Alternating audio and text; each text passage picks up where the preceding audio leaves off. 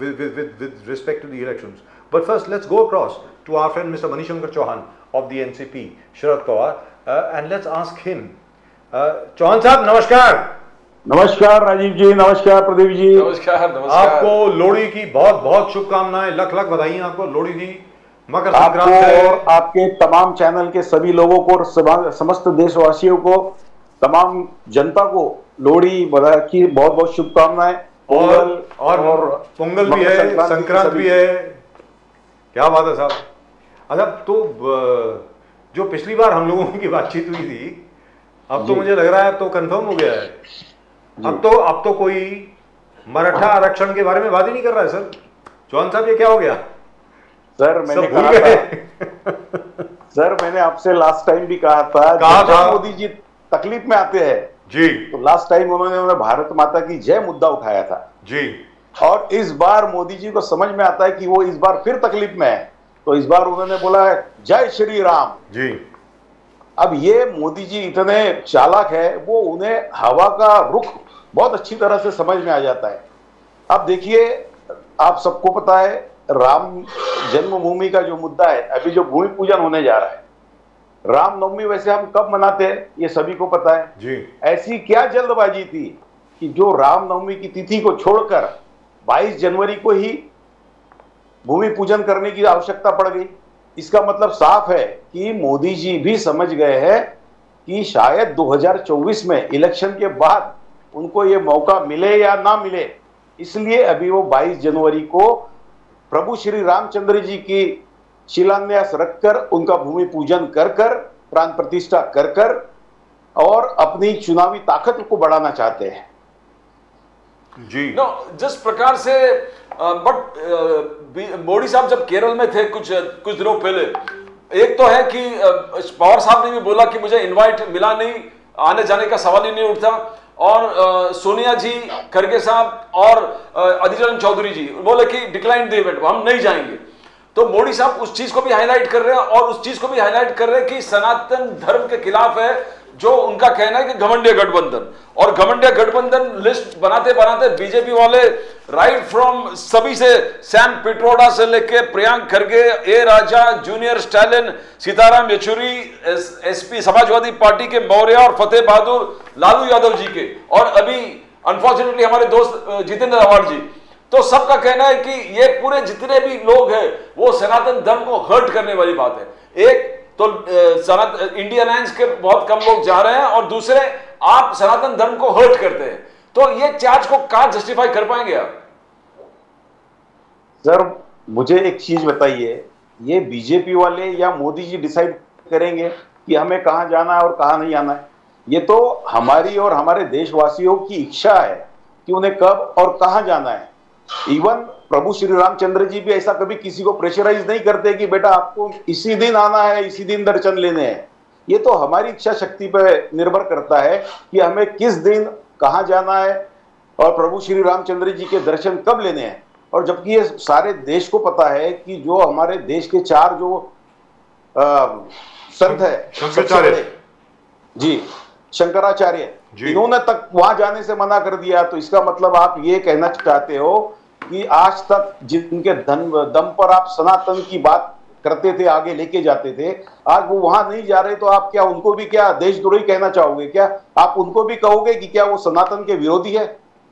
ये सब चीजें बीजेपी अपनी सुविधा अनुसार अपने फायदे के लिए करती है.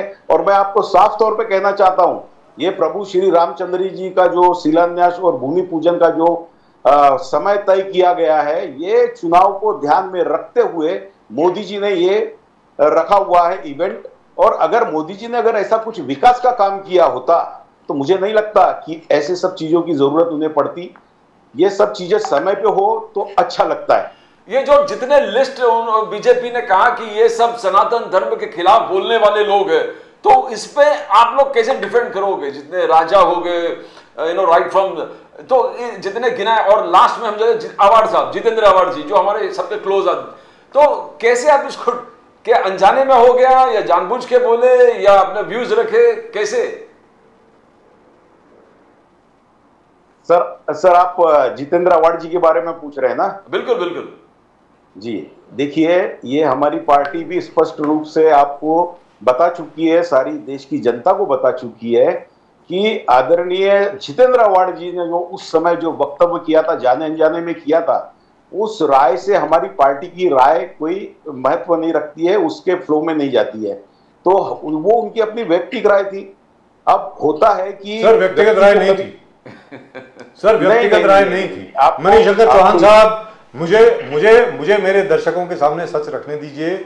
मैं मानता हूं आज की तारीख में जो सच बोलेगा 300 रामायण का शोध करने के बाद उसका यही हाल होगा जो जितेंद्र आव्हाड साहब का हुआ। लेकिन आव्हाड साहब ने अपने विचार नहीं रखे थे। मैं एक बार फिर उसमें मैं और ज्यादा नहीं जाना चाहता, लोगों की जो भावनाएं वगैरह बहुत ज्यादा उसको उनको कष्ट हो जाता है। लेकिन जितेंद्र आव्हाड साहब ने जो बोला था वो उनकी व्यक्तिगत राय नहीं थी। Let's be very clear, it was based on research. जी अब आप बताएं चौहान साहब। नहीं, ये बात मैंने क्या कहा सर कि उन्होंने जो रिसर्च किया है उसके आधार पे उन्होंने अपनी राय रखी, लेकिन उनसे जो राय उन्होंने रखी और जिससे आम जनता की भावना आहत हुई जी, उसमें हमारे नेताओं ने भी कहा कि ये उनका अपना विचार है, ये हमारी पार्टी उस विचार से मेल नहीं खाती, हम उसका समर्थन नहीं करते। ये स्पष्ट रूप से हम लोग कह चुके हैं। जी दुरुस्त बात। लेकिन आप ये बताएं कि जिस प्रकार जो प्रदीप जी ने आपसे सवाल पूछा, जैसे कार्ति चिदम्बरम साहब हो गए, जैसे उदयनिधि स्टालिन साहब हो गए, जैसे जनाब खड़गे साहब के बेटे जो हैं वो हो गए प्रियंक खड़गे साहब, मैं हमेशा उनका नाम भूल जाता हूँ। इसी प्रकार लालू साहब के कोई शख्स हैं जिन्होंने माँ सरस्वती के ऊपर कटाक्ष कर दिया, कोई मौर्य साहब हैं उन्होंने भी कुछ उल्टा सीधा कह दिया। तो आप ये बताएं कि मतलब क्या ये आज की तारीख में ये सब कहने की जरूरत क्या है? मेरा जितेंद्र आव्हाड साहब के साथ मेरे बड़े अच्छे मित्र हैं, बहुत ही अच्छे मित्र हैं। मेरा उनके साथ सिर्फ एक ही जो आपत्ति का विषय है वो ये है कि अभी कहने की जरूरत क्या थी भाई, ये बोलने की क्या आवश्यकता है? मुझे तो ये समझ में नहीं आ रहा। जी चौहान साहब। मैंने कहा सर, किसी भी जाति या धर्म या ये सब चीजें एक आस्था का विषय होता है। ऐसे समय में हमें बात करनी ही नहीं चाहिए, इसके ऊपर में बात करनी ही नहीं चाहिए जी। और ये हम लोग जितना अवॉइड करेंगे ये उतना अच्छा होता है। और व्यक्ति को समझ जाना चाहिए कि ये सब आस्था और श्रद्धा का विषय है। तो हमें उस समय अगर कोई रिपोर्टर भी अगर उकसाता है तो हमें कुछ बातें भी करनी है तो बहुत सोच समझ के बात करनी चाहिए और ऐसी बातों से हमें बचना चाहिए। दुरुस्त बात। I agree with you entirely. Politics is all about what not to say. I agree with you in totality, which is why I want to ask you another question. I know Pradeep ji wants to come in, but one small question. आपको लगता नहीं है कि जो India alliance है आपको ये राम मंदिर का इशू टोटली अवॉइड करना चाहिए? राम मंदिर के बारे में बोलना ही नहीं चाहिए जहां तक मैं समझता हूं। आप न्याय के बारे में बात करें, बेरोजगारी की बात करें, विकास के बारे में बात करें, पेट्रोल की कीमतों के बारे में बात करें, जो आज की तारीख में बाकी कीमतें जो इतनी बढ़ गई हैं उसके बारे में बात करें। इंडस्ट्री बिल्कुल हालत खराब है, मैन्युफैक्चरिंग बिल्कुल डाउन है। जो रिटेल इंडस्ट्री जो थी हमारी, बेचारे छोटे छोटे जितने शॉपकीपर्स थे सबके शटर डाउन हो गए। उस विषय में अगर आप बात करेंगे तो ज्यादा अच्छा रहेगा, मुझे ऐसा लगता है। सर हम लोगों के मुद्दे यही है, जो भी आपने मुद्दे उठाए हैं ना, उपस्थित किए, यही हमारे मुद्दे हैं। लेकिन अनफॉर्चुनेटली क्या होता है कि जब ऐसा इवेंट बीजेपी वाले चलाते हैं तो इनके ही कुछ मीडिया के लोग होते हैं जो जानबूझ के भेजे जाते हैं, पूछा जाता है, जबरदस्ती कमेंट्स मांगे जाते हैं कि इसके ऊपर आपकी क्या राय है, इसके ऊपर आपकी क्या राय है। तो अनफॉर्चुनेटली किसी के मुंह से निकल जाता है तो उसको पकड़ लिया जाता है। और इसी तरह मैं आपको बताता हूं कि ऐसे तो जो स्टेटमेंट अभी आपने इतने नाम गिनाए, चिदम्बरम साहब के बेटे से लेके जितेंद्र आव्हाड जी से लेके, तो सब लोगों के जो नाम गिनाए, ऐसे मैं कई लोग बोल सकता हूं कि जो बीजेपी के बड़े बड़े सांसद रहे हुए हैं, प्रवक्ता रहे हुए हैं, जिन्होंने खुलेआम हमारे भगवान श्री राम जी का और हमारे और भी भगवानों का अनादर किया है, लेकिन उस बारे में कोई हूं नहीं और चू नहीं करता है। मोदी साहब का कहना है कि मैं जहां जाता हूं हजारों करोड़ों का प्रोजेक्ट अनाउंस करते हैं, हम लोग 1000 करोड़ ये करेंगे, डेवलपमेंट वर्क है, ये करना है। मगर कांग्रेस और अलायंस का जब भी बात निकलते तो ये निकलता है कि 1000 करोड़ का घपला हुआ है।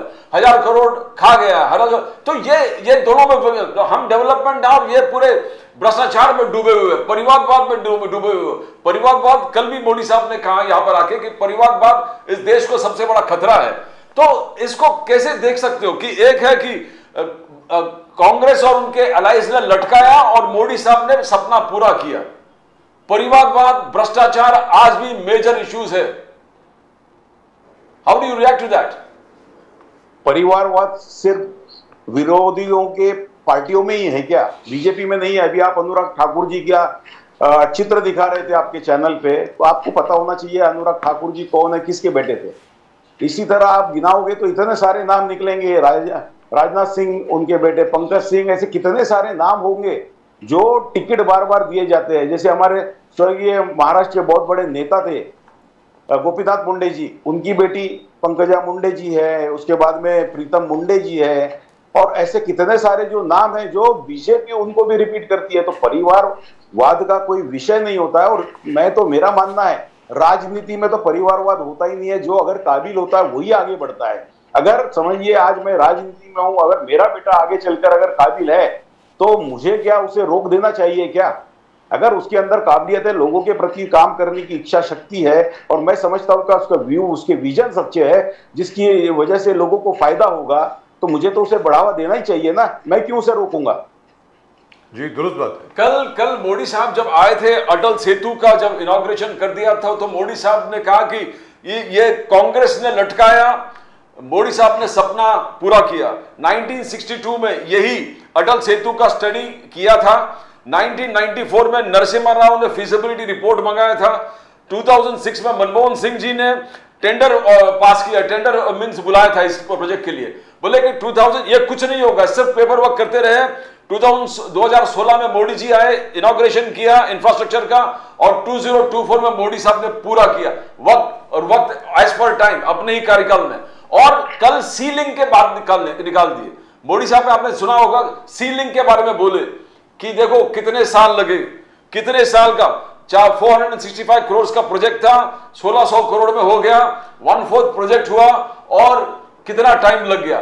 तो उन्होंने दिखाया कि ये मोदी साहब है कि करने वाले हैं, और बाकी सब भ्रष्टाचार में, बाकी लोग भ्रष्टाचार में डूबे हुए। इसको कैसे आप जस्टिफाई कर पाए? बिकॉज आपने कल भी सुना मोदी साहब ने बोले, इस बार सीलिंग का जिक्र किया उन्होंने। सर एब्सोल्युटली राइट है।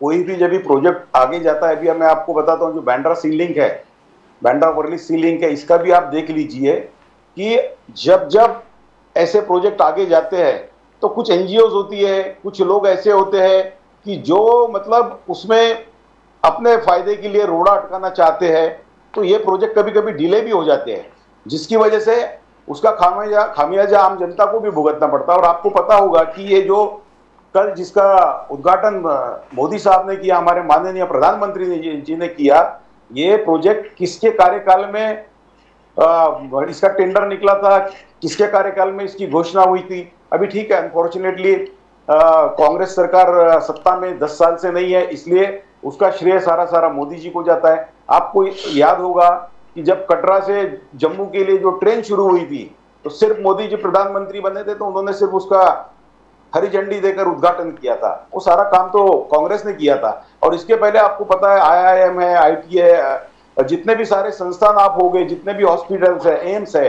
ये सारे किसने बनाया? ये कांग्रेस के कार्यकाल में ही हुए ना सर। और अभी मोदी जी ने क्या बनाया वो आप बताइए। मैं तो समझता हूँ, अभी आपने बताया कि जहां भी जाते हैं वो हजारों करोड़ की घोषणाएं करते हैं, तो सबसे पहला तो मेरा ही नहीं, एक सर्वसामान्य जनता का प्रश्न है। मोदी जी ने घोषणा की थी 15 लाख रुपए सबके खाते में देने के, वो 15 लाख कहां चले गए? मोदी जी ने घोषणा की थी 2 करोड़ रोजगार पर ईयर देंगे, वो रोजगार कहां चले गए? कौन लेके चला गया सर इस रोजगार को? जी दुरुस्त बात। लेकिन सर मेरा ये कहना है कि जैसे अभी राहुल गांधी जी की क्या है वो न्याय यात्रा शुरू होने वाली, and he is targeting the youth की तरफ बहुत उनका रुझान है। Sir I don't know whether you are aware,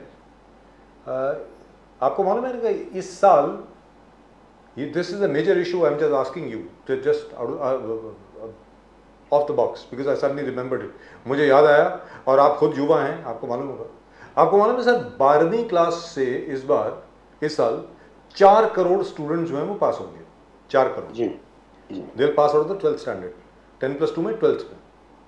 और आपको मालूम है पूरे this consist of all boards, जितने भी बोर्ड्स हैं सबको मिला के there are going to be about so many students who are going to be passing out of the 12th standard, 4 crore students, and there are only in the whole of India 1 crore 60 lakh seats in colleges in all courses combined, 1 crore 60 lakh सीटें।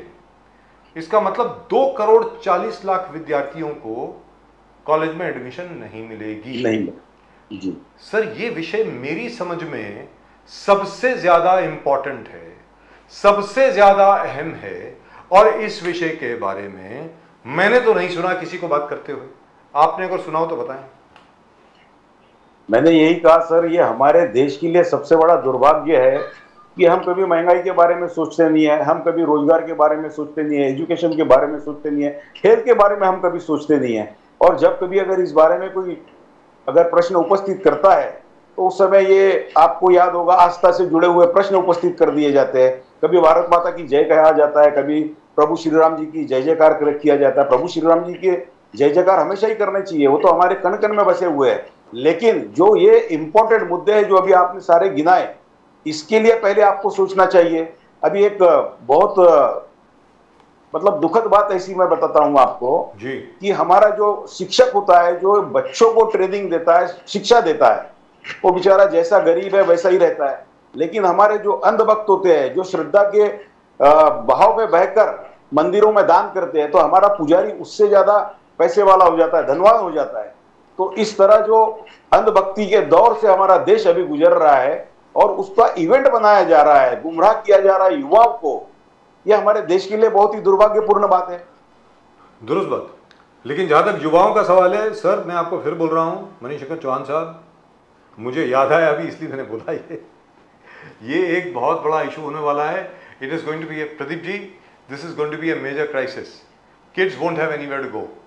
उसके बाद वो क्या करेंगे क्या नहीं करेंगे ये तो ऊपर वाला ही जानता है। I hope we don't have another major problem on our hands, just like we have a farm crisis. आज की तारीख में rural India is facing the worst crisis ever. Again that has been pushed to the background. कोई उस विषय में बात नहीं करता है कि कितनी फार्मर सुसाइड हो रही हैं, क्या हो रहा है। पूरे मराठवाड़ा में ड्राउट है सर, पूरे महाराष्ट्र में अकाल पड़ने वाला है, उसके बारे में कोई बात नहीं कर रहा है। प्रदीप जी, हाल ही में स्पीकर नार्वेकर ने जिस प्रकार से ऑर्डर पास किया, बिकॉज उद्धव जी बहुत बार चिल्ला के बोल रहे कि पार्टी चोरलं, बाप चोरलं आणि सिंबल चोरी केलं। आता वो सिक्का भी लगा, स्टैंप भी लगा, ऑर्डर भी आ गया कि असली पार्टी एकनाथ शिंदे जी के है, उद्धव ठाकरे जी के नहीं है।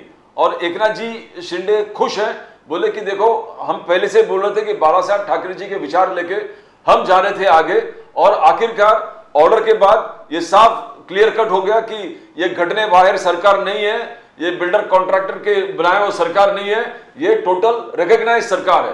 तो क्या शरद पवार जी ने आलोचना किया था कि जिस प्रकार से नार्वेकर जी जाके ऑर्डर देने से पहले सीएम शिंदे साहब से मिले और किस पर बोले कि ये कभी मैंने देखा नहीं और कभी होना भी नहीं चाहिए था, और जब मैटर पेंडिंग है तो ऐसा नहीं करना चाहिए था।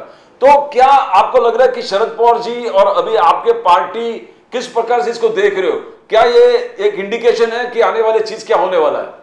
How do you see it? मैं सर सिर्फ यहाँ एक मुद्दा उपस्थित करना चाहता हूं। आज अगर मेरे पिताजी ने मेरा घर बनाया है और उसमें कोई केयर टेकर रख लिया, कल चलकर केयर टेकर उस पर क्या क्लेम कर लेगा कि ये मेरा घर है, मेरे बाप का घर है? अरे वो घर तो मेरे बाप ने बनाया ना, तो वो तो मेरा ही घर होगा ना सर। और मुझे तो ये समझ में नहीं आ रहा कि इतने बड़े संवैधानिक पद पे बैठे हुए राहुल नार्वेकर जी, वो कैसे सुप्रीम कोर्ट के निर्णय को साइडलाइन करके इस तरह के निर्णय ले सकते हैं। हंसी का पात्र हो गए हमारे आदरणीय स्पीकर नार्वेकर साहब। और आप देखिए कि जिस तरह से वो एकनाथ शिंदे साहब से मिलने गए, उनको ये समझ में नहीं आ रहा है, वो इतने बड़े संवैधानिक पद पे बैठे हुए हैं कि अगर वो चाहते तो एकनाथ शिंदे जी को उनके यहाँ बुला सकते थे, या उनके किसी पीएस को, किसी सचिव को बुला सकते थे, जैसा वो बोलने जा रहे हैं। कि मेरे अपने खुद के कॉन्स्टिट्यूएंसी के कुछ काम थे जिसकी वजह से मैं उनसे जाके मिला। तो ये जो मिलने का समय है वो देखिए, वो समय क्या सही था क्या? ये बात तो नार्वेकर जी को भी समझ में आती है ना। उसके बावजूद भी अगर आप आंखें बंद करके सारी चीजें करते जा रहे हो तो ठीक है। एक बार आप समझते, एक यहाँ पर मैं कहना चाहूंगा, बिल्ली को ऐसा लगता है कि उसकी आंखें बंद है और वो दूध पी रही है तो कोई दूसरा उसे देख नहीं पा रहा है, लेकिन बिल्ली की आंखें जरूर बंद हो सकती है, लेकिन बाकी लोगों की आंखें तो खुली है ना, उनको पता चलता है बिल्ली दूध पी रही है। इसी तरह सर ये जनता को समझ में आता है कि नार्वेकर जी ने जो यहाँ निर्णय लिया है, जो न्याय दिया है, अन्याय किया है, वो जनता समझती है और आने वाले चुनाव में उसका खामियाजा उन्हें भुगतना ही पड़ेगा। चलते चलते मणिशंकर चौहान साहब, एक तो मैं एक बार फिर रिपीट करता हूँ, बहुत मजा आता है आपसे बात करके। You are very upfront and you are very frank. सबसे बड़ी बात है कि आप झूठी तारीफ नहीं करते, आप सीधा बोलते हैं हाँ भाई ये हमारी पार्टी में खामियां हैं, ये है, गलती हुई है और हम लोग आगे बढ़ रहे हैं। लेकिन आप ये बताएं कि अब ये मराठा आरक्षण का क्या? I am very worried, I will be very Frank with you, क्योंकि राम मंदिर के उद्घाटन के बाद जब वो जो पूरा जोश जो है वो पूरा थोड़ा सा नीचे आएगा, उसके बाद क्या होगा? ये मराठा आरक्षण का जो इशू है यार, ये तो मतलब बहुत तकलीफ होने वाली है सर। आरक्षण का जो इशू आएगा भी आपने कहा, ये तो ऑलरेडी दब गया। जय श्री राम के नारे चल रहे हैं हर जगह, उसको इवेंट बनाया जा रहा है, पॉलिटिकल इवेंट बनाया जा रहा है प्रभु श्री राम जी को। और झारंगे पाटिल साहब क्या करेंगे? रिटायर हो जाएंगे क्या? सॉरी सर, झारंगे पाटिल साहब रिटायर हो जाएंगे, रिटायर्ड हर्ट, फिर वापस आएंगे इनिंग्स खेलने के लिए। तब तक तो दब जाएगा सर मुद्दा और आचार संहिता लग जाएगी। जब आचार संहिता लग जाएगी तो वैसे ही कहां पर कौन सा आरक्षण का मुद्दा सामने आएगा? ये भी जो टाइम किलिंग किया जा रहा है, अभी आपके माध्यम से मैं सुन रहा था एक बार कि मार्च के फर्स्ट वीक में शायद आचार संहिता लगने वाली है। मुझे तो पूरा शक है कि 22 जनवरी को जैसे ही भगवान श्री राम जी की राम जन्मभूमि का इश्यू हो जाएगा, भूमि पूजन हो जाएगा, प्राण प्रतिष्ठा हो जाएगी, शायद हो सकता है उसके एक हफ्ते बाद 10 दिन के बाद में आचार संहिता लग जाएगी। ये भी बात आ रही है दिल्ली से कि हो सकता है कि फरवरी में लग जाए। Quite possible. मैं कह रहा हूं ना सर कि ये हो सकता है कि जब आचार संहिता, ये जैसे राम मंदिर के लिए रुके हुए हैं, मोदी जी को ये पता है कि वो जितना ज्यादा देर तक सत्ता में रहेंगे उतनी ज्यादा तकलीफें उनको होगी, इसलिए वो जैसे ही ये राम मंदिर का मुद्दा है, ये जैसे ही प्राण प्रतिष्ठा होती है, पूजन होता है, मैं समझता हूँ 10 दिन के अंदर अंदर ये आचार संहिता लग जाएगी। उसके बाद में सारे जितने मुद्दे, महंगाई हो, आरक्षण हो, जो सब कुछ है, इलेक्शन तब जैसे थे वैसे। तो जय Shri Ram sir, thank you so much. जय श्री राम। जय श्री राम। नमस्कार। Thank you very much for talking to us. Lovely to see you, sir. Lovely to see you. Do come to the office, have a cup of coffee with us, or a cup of tea. Thank you, sir. Whenever. Thank you. Thank you, Mr. Chauhan. All the best. Oh dear. But I'll tell you, this is a trump card of Mr. Modi's. There's nobody who can actually and why should he not utilize all these trump cards? But he's done it. My point is, he's not lying. सबसे बड़ी बात यहाँ पे है, Bharatiya Janata party अगर इसके लिए श्रेय ले रही है, भले ही भारतीय जनता पार्टी के जितने प्रवक्ता हैं वो कहेंगे भाई ये राजनीतिक मुद्दा नहीं है, लेकिन सीधी साधी बात है यार, भारतीय जनता पार्टी ने किया है ना।